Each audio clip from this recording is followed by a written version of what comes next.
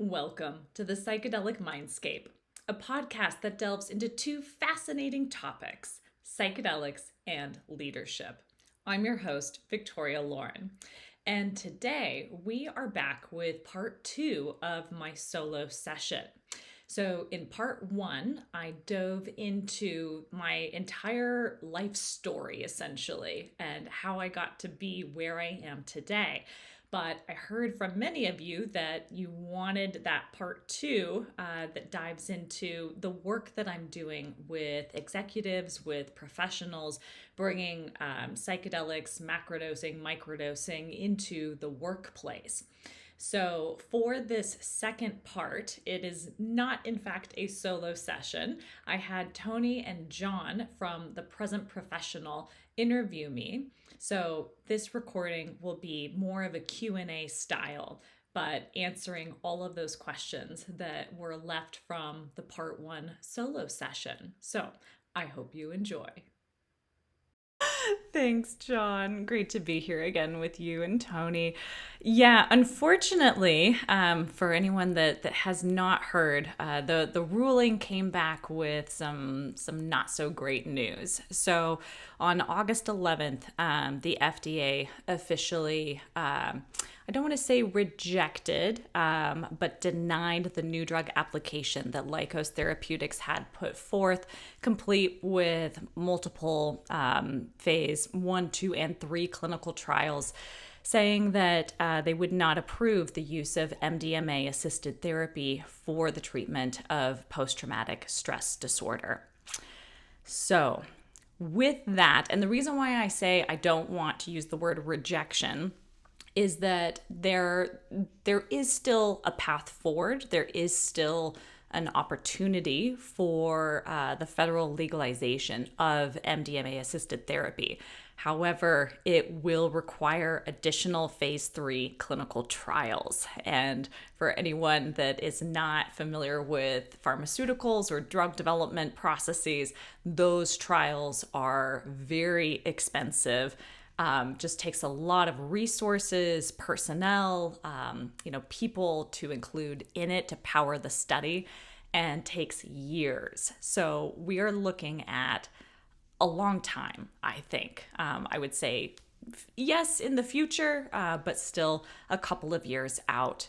And, some of the things that came up with it, no one has actually seen the letter from the FDA with that denial. So that is a private document. No one from Lykos has, released that. But they've had massive layoffs. They've had their CEO step down. They have a new CEO coming in, supposedly with more experience in this field of bringing drugs to market. So the hope being that they will be able to succeed. However, some of the things that came up, there was big picture. The Food and Drug Administration, they historically have always looked at the substance side of things. So the fact that this application was a substance plus psychotherapy was very novel and not something that they were used to dealing with. And so one of the issues that arises with that is this question of how do you standardize psychotherapy? And for anyone that has been in therapy and has tried more than a single therapist, even if you go in and say that you're using the same technique, like, oh, I'm going to work with internal family systems, or I'm going to work with EMDR, or any of these techniques, yes, maybe that framework is the same, but the way that someone actually deploys it is different. And, I would say same for coaching. So it's really difficult to standardize. I'm not entirely sure how they're going to go about doing that. Some of the other complaints that came up were not tracking for things like feelings of euphoria, not tracking things like toxicity. So that's where some of the concerns about, safety came up. And then as far as efficacy, they didn't have an active control. And a lot of clinical trials they'll take a new substance, a new drug that they're developing that they want to bring to market, and they'll compare it against industry gold standard. So it's interesting, all of this, because there was a meta-analysis that just came out shortly after this ruling that was looking at the treatment of depression. Now, keep in mind, Lykos, they were pursuing treatment of PTSD, but depression is, one of those symptoms that kind of goes along often with PTSD. And in this meta-analysis, they were looking at the use of various psychedelics. So they looked at ayahuasca, they looked at MDMA, they looked at LSD, they looked at low-dose psilocybin, high-dose psilocybin. And it was fascinating to me because they were comparing it to a brand name antidepressant, an SSRI. And that is typically a good idea, because if you have a substance that is accepted by the public as, oh, this is effective, this is safe, and this works, and then you demonstrate efficacy in comparison to that, then that makes a much stronger case for whatever it is that you're bringing to market. So just in case folks are wondering, I can provide you with the publication. It came out in the British Journal of Medicine. A Taiwanese group did this, looking at 19 different studies. And they found that high-dose psilocybin was much more effective at treating depression, specifically reducing depressive symptoms, than citalopram, which is an SSRI antidepressant, but also in comparison to the other psychedelics that I listed. So all of that is, kind of some of the latest and not so greatest and greatest news.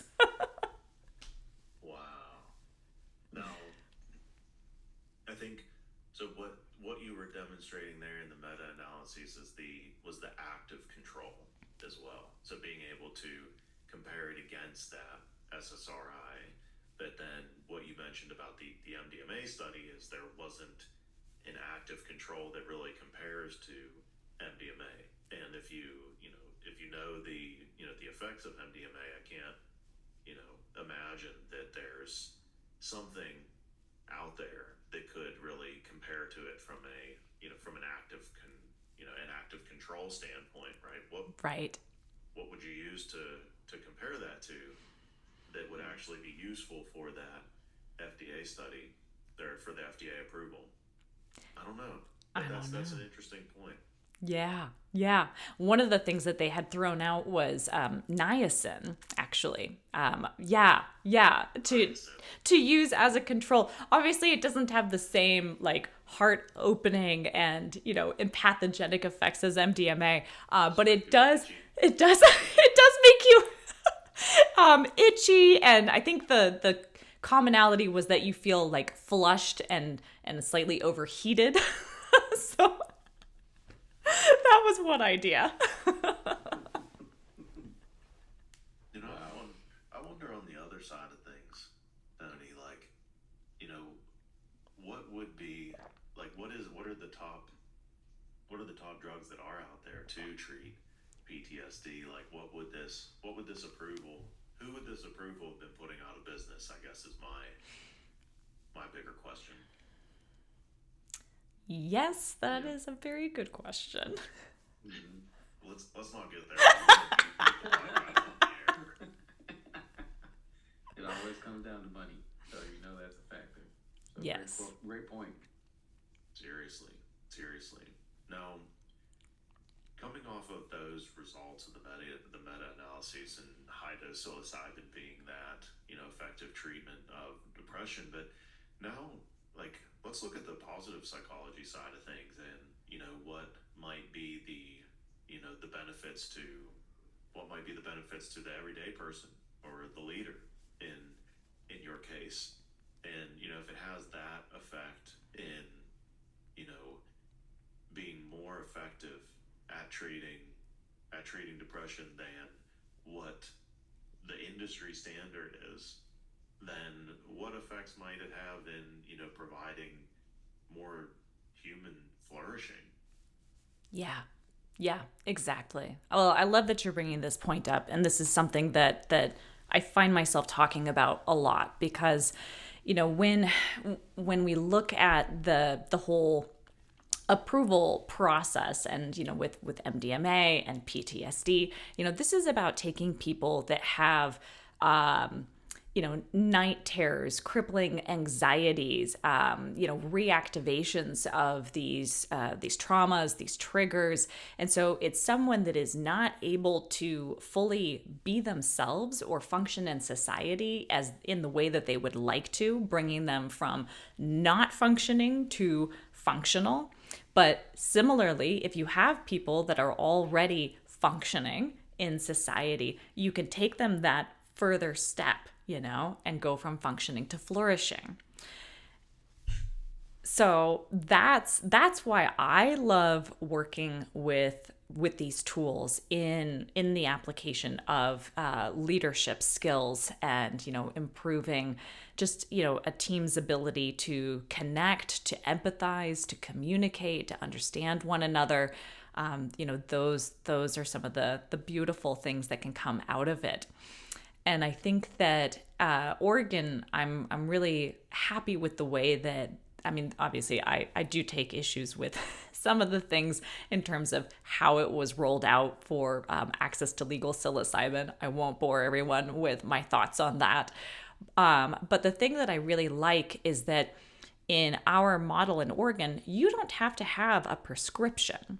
Like, there's no need to have a diagnosis of some type of, DSM manual. Hey, this person has a mental disorder of some kind and is therefore, exploring psilocybin. It's more like saying, no, as a human being, you have the right to explore your own consciousness.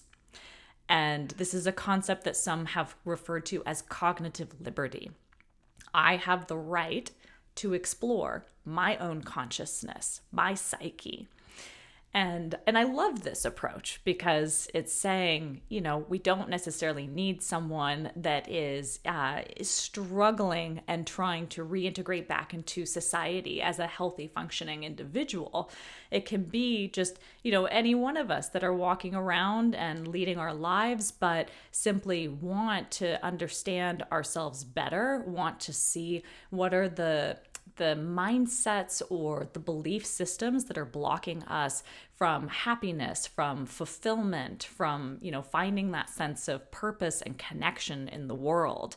And when you think about the symptoms of depression, I'm not going to say, I'm not going to take like the major depressive disorders, but I think that, all of us go through periods of sadness, of grief, of lethargy, of like lower motivation. And depression, to me, it's really that feeling of disconnection. And that can be disconnection from yourself, disconnection from your family, your community. And so working with psychedelics and psilocybin in particular has this beautiful way of reminding you, and not just in your head, but actually demonstrating to you through your body, this like bone deep understanding that you are connected, that, nature is not something that is out there, it is within as well.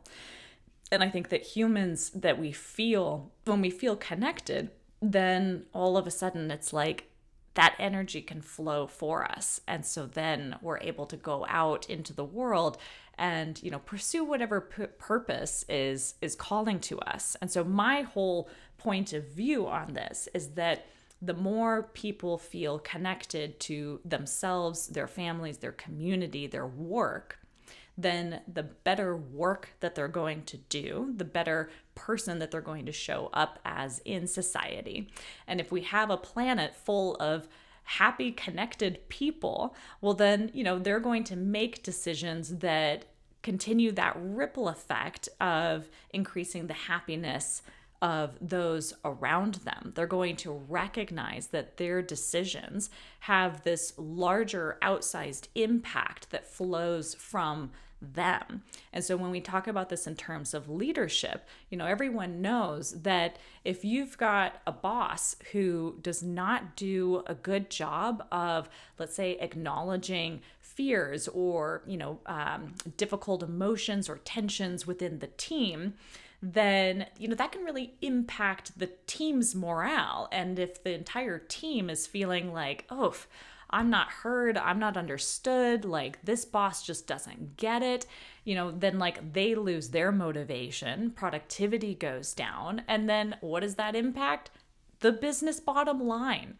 So that's how I see all of these things connected, and why I feel like it's so important that leaders consider some type of mindfulness and self-reflection exercises. And if they want to work with psychedelics to do that, beautiful. If they don't want to, that's fine too.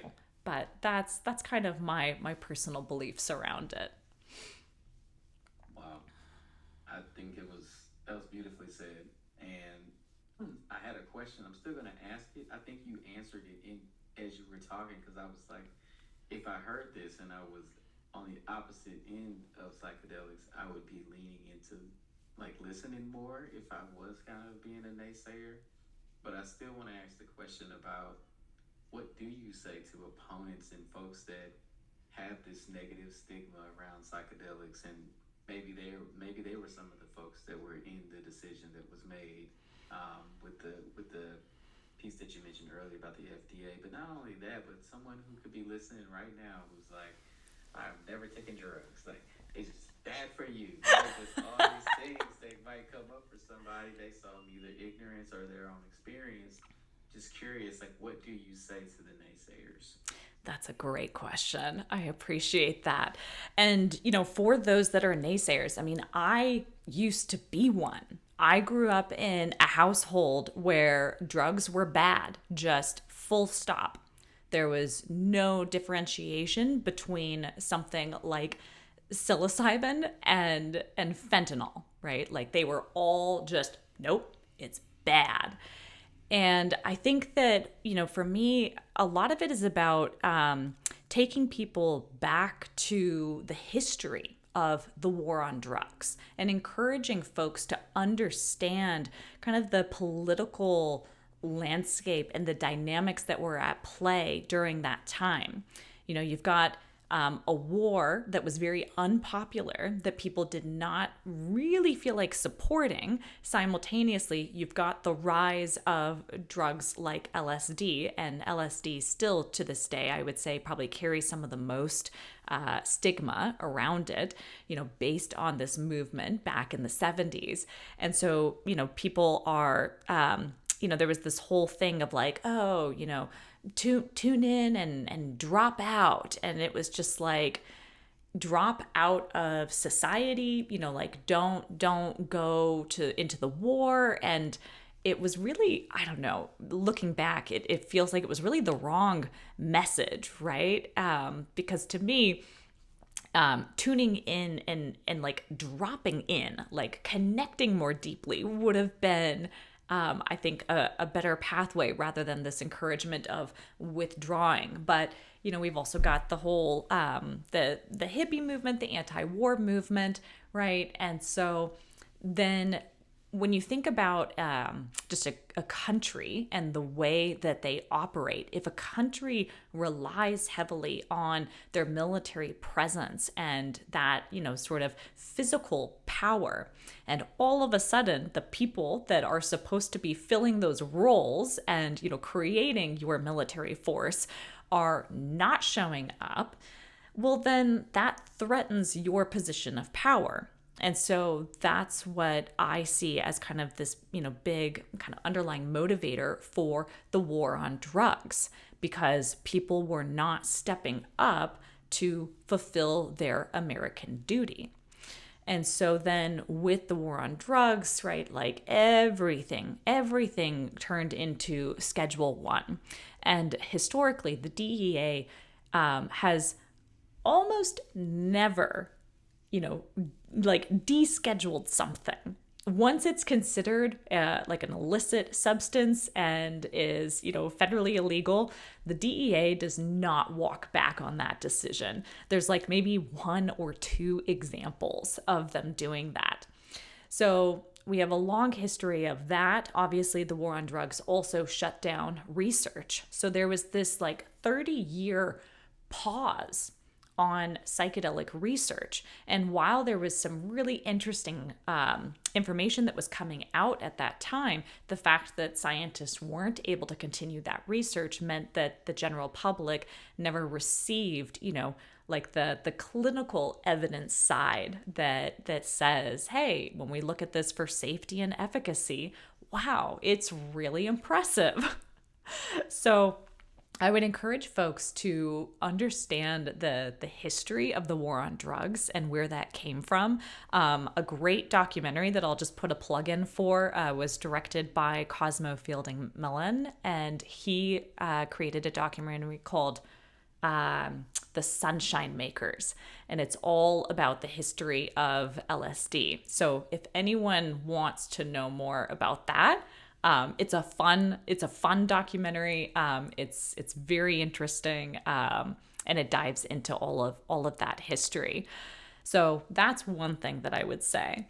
The other is, humans, we tend to fear the unknown. So if you don't have access to individuals who have gone through a transformative process, working with psychedelics, like if you can't, ask someone that you trust for their take and their narrative, then it's going to remain in that like unknown, scary category. And I think there's another category of individuals too that perhaps they dabbled with psychedelics in a recreational setting at some young age, like I don't know, maybe they're in college or shortly after college, and they're going to concerts or raves, and a lot of the times, those are not the ideal settings to be in an altered state of consciousness. So people can have bad experiences that, that freak them out, that make them not want to approach it again. And I'll just say that working with it in a more therapeutic or I'll say a ceremonial container is very different. You are there for the purpose of self-exploration, for self-healing.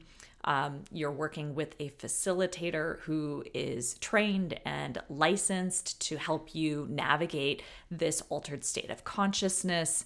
The other thing that I like to point out to folks is, when people don't know about this, they picture like, crazy, I don't know, drugged out people partying and like making a ton of noise, when in reality, if you were like a fly on the wall in one of these psilocybin sessions, it's somebody like lying down on the couch with an eye mask, and they're listening to music, and everything is very, peaceful. And not to say that, there aren't difficult things that might come up in the journey, because you end up being shown what you need to see, and sometimes that might be something that you don't want to see. So not to say that these journeys aren't without challenges, but they are much more peaceful than I think a lot of people realize.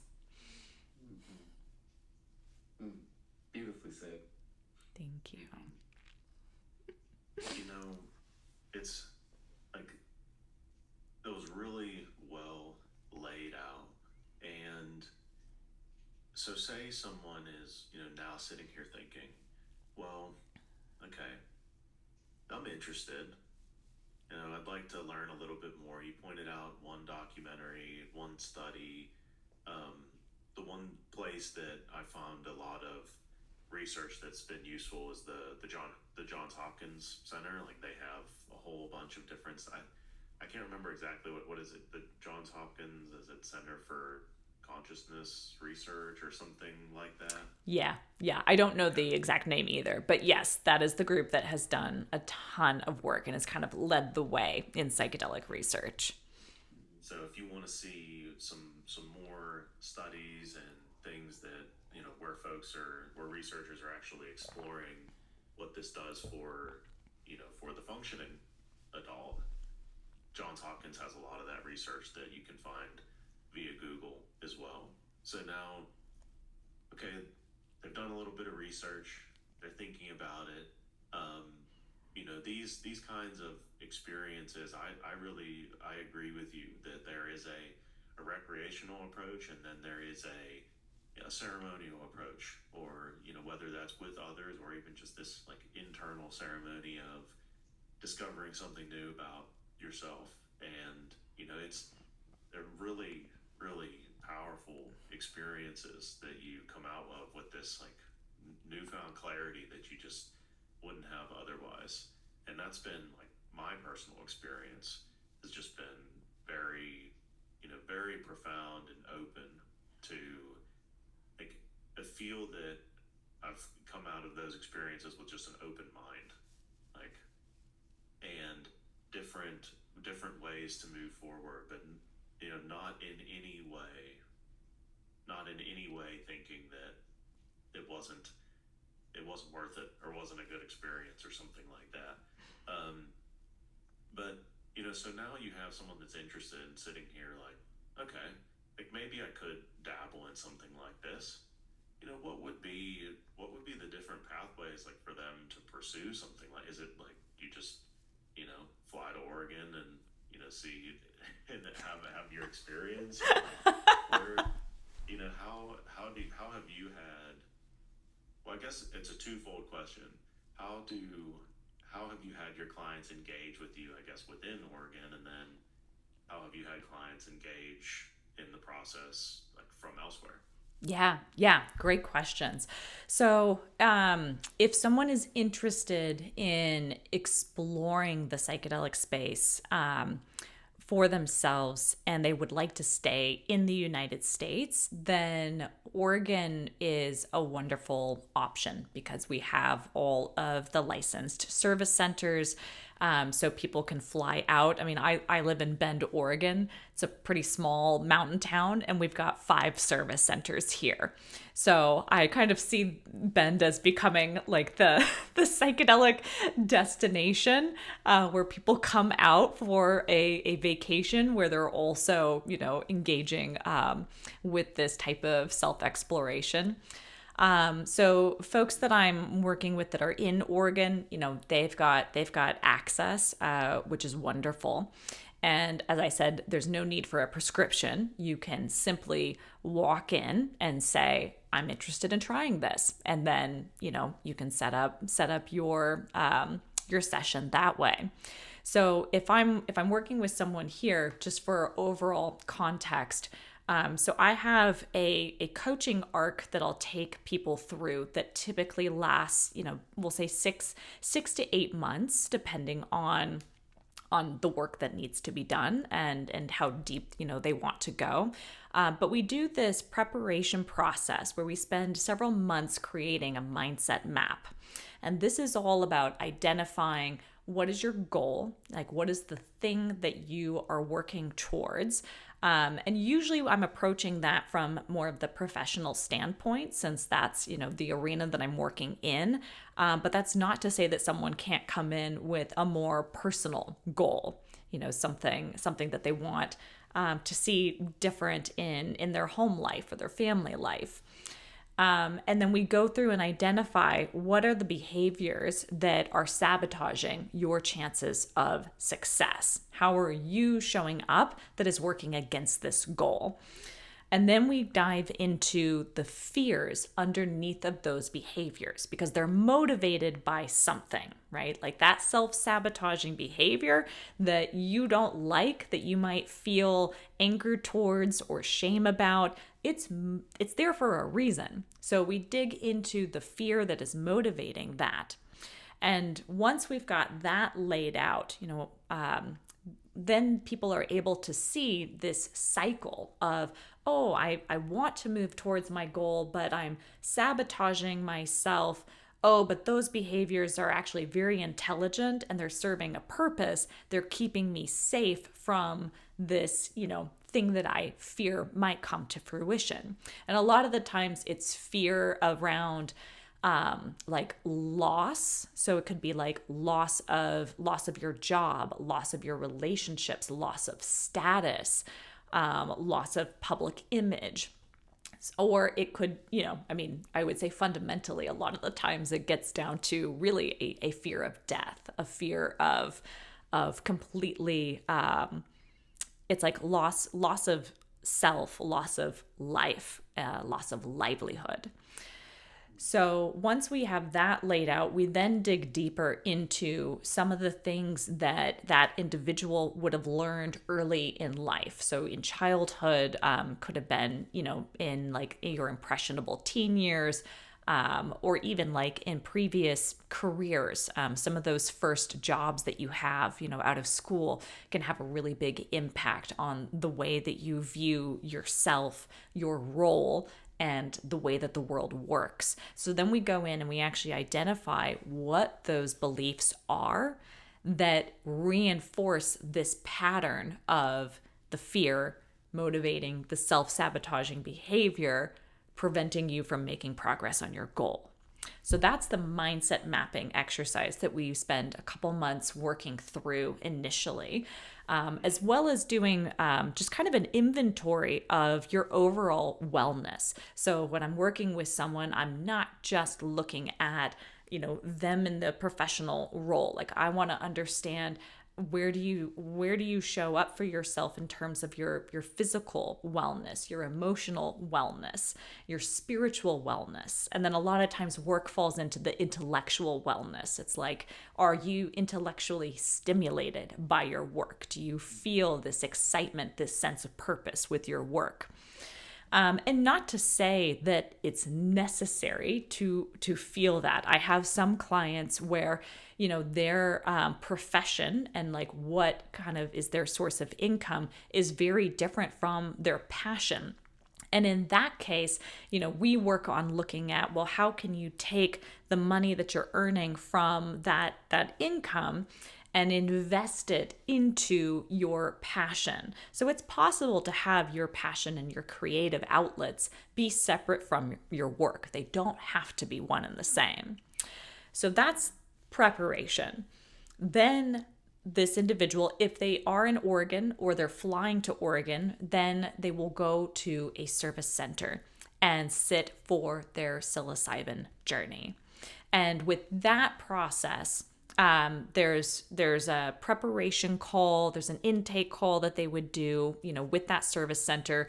There's a lot of paperwork, like 20 different forms that you go through and sign. So it's a lot of coming up with, just like plans around like who's going to pick you up from this experience.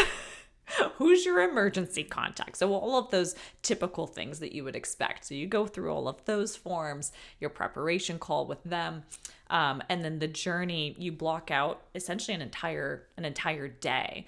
The journey itself typically lasts 4 to 6 hours, but you've got, some time coming in and of course some like time to rest and just relax afterwards. So that would be the day. You then would do an integration call with the facilitator at the service center following up. But really this integration piece, they run it as a single call. That's what I run as multiple months. So I'm spending 4 to 6 months with individuals after their experience integrating it, because you'll have this beautiful insight that comes to you.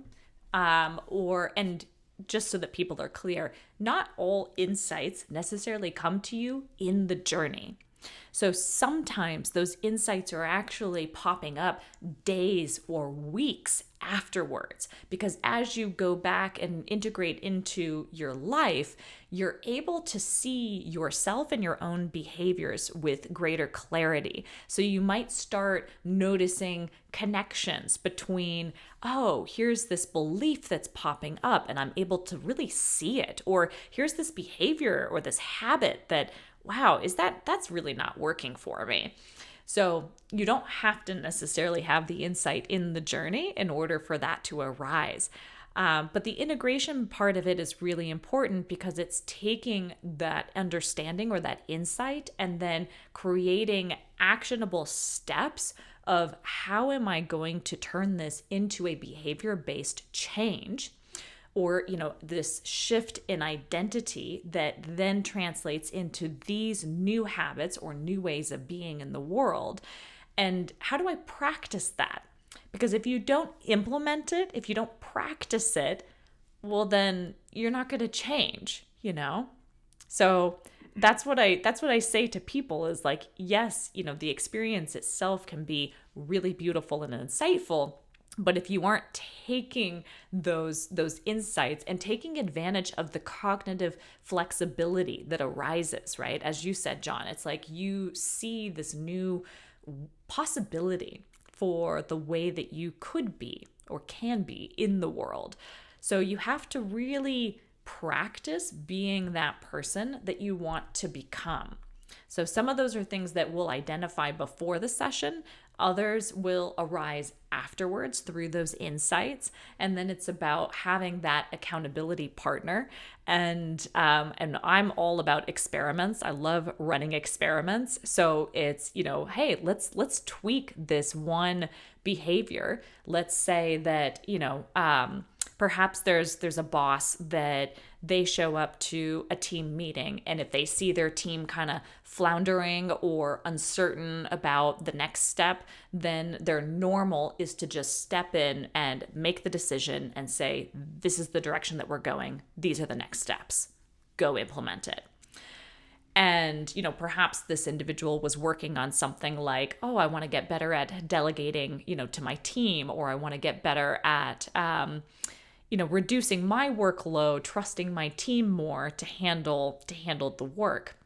Well, maybe they notice that behavior now, and it invites them, you know, we run an experiment where we say, well, the next time that you feel that desire to just like jump in and make the decision and just get on with whatever it is, what if you were to invite a pause?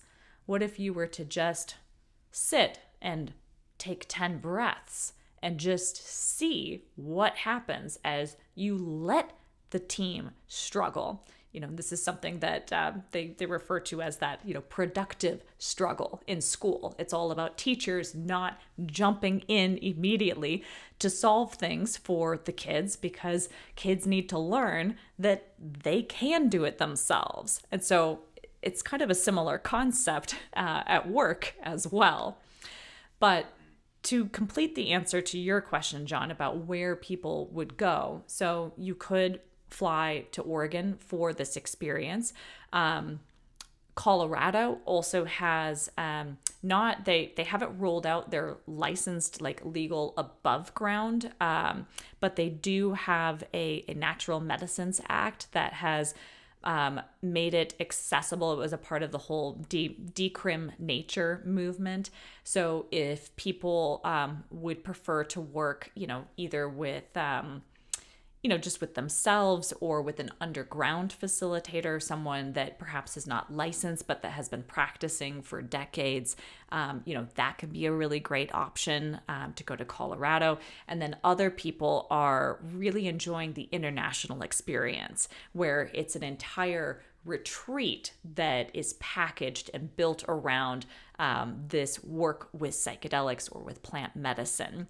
So those are some of the different options that my clients have been taking. Awesome.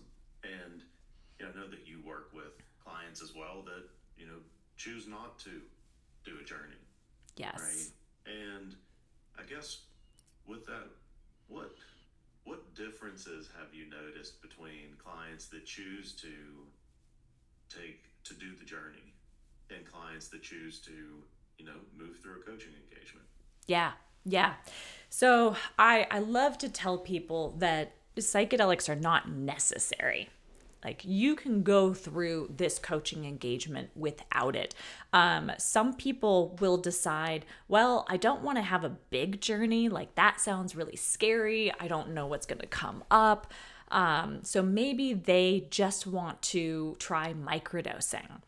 And, you know, and they're working with these very, very tiny, you know, sub-perceptible doses of mushrooms, in which case, you know, maybe they're taking a dose because they've just got like low-level anxiety, depression, and, you know, they're looking for support with that. Other people work with microdosing for the creativity and the focus, like really getting into the flow. So different goals might lead people to work with microdosing, which is another thing that is available at the licensed service centers in Oregon. There are microdosing programs where you can go and take a microdose. So sometimes they'll venture into that and just kind of promote an overall feeling of wellness and well-being. I would say for the individuals that decide that they don't want to do the big journey, or even engage with microdosing, they still see positive results. But the thing that I have noticed, like I'm thinking about, there's a client of mine that I worked with who, they'd been in the same career for over a decade. They were looking for a change, and a lot of change. They wanted a new career. They wanted a new relationship. They wanted to live in a new location. And during that time, over the course of 6 months, we identified what are these limiting beliefs that are coming up. And then we ran, various experiments, starting with something that felt very safe, very approachable, and then building on that over time. And over the course of 6 months, they went and they achieved what they set out to achieve. It was like they moved to a new town. They started a new career that was more aligned with, their personal values.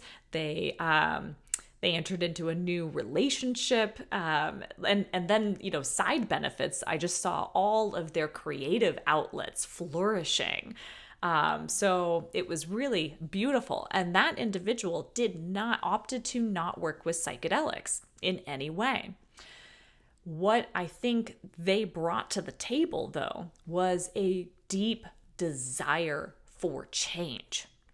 They were really fed up with where they were, what they were doing, and how they were showing up in previous relationships. And so, for that individual, having that deep desire and motivation for change really, I think, enabled them to show up fully for themselves and for the work. I have another client that I would say complete opposite. They know that things aren't great. They've received feedback from other people, previous team members, family members, that, hey, like this behavior, this isn't working out. Like you're not showing up as the leader that you want to. So something needs to change. Now that motivation that led them to me was coming from the outside. A lot of the sessions, I end up finding that they're still pointing fingers. They're still blaming other people for what is going on in their life. And this individual, we have been working together for a year now, and I have seen very little progress, very little change. And to me, it's that they don't actually have that intrinsic motivation, like the motivation for change. They're uncomfortable. They know that something needs to change, but that fear of change is greater than the comfort that they feel with just keeping things as they are. So I'll be very curious, because this client had been very closed off to psychedelics and recently has opened to the idea of it. So I'm very curious to see how things shift with them, because I feel like there hasn't been the amount of traction that I would like to see for them. So if someone is not working with psychedelics, but they still have a true internal motivation for change, then I believe that yes, they can still have really incredible, powerful transformations. I think that psychedelics just speeds that process up. I could really see that as being something that makes that outside, it turns that outside in thinking to a more inside out approach. Yeah. Yeah. Exactly. A wonderful tool for that. Well, if now, what would be the best way for someone to connect with you if they want to learn more about this process, and I mean even just coaching or the psychedelic landscape in general? Yeah. Well, I've got my website is victoriacoaches.com is a great place to go. Under the resources tab, I actually have a listing for psychedelic resources, and that would be a good place for people to go.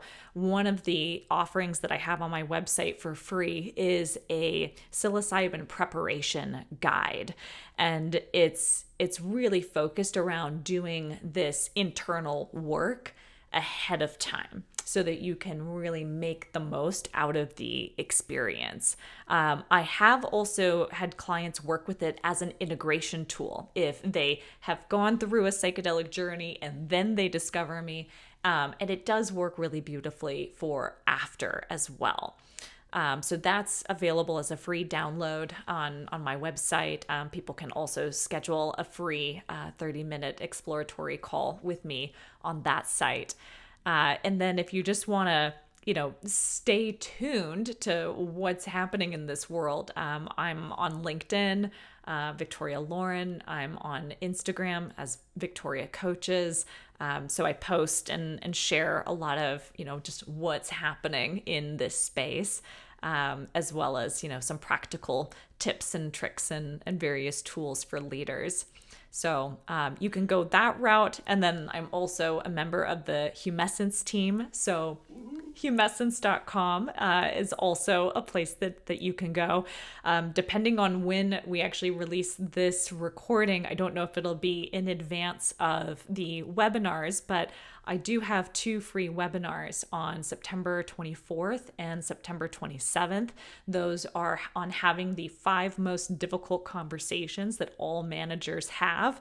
So performance improvement plans, hiring, firing people, any of those difficult team dynamics that you're navigating. We've got some awesome resources for you as well. Yes.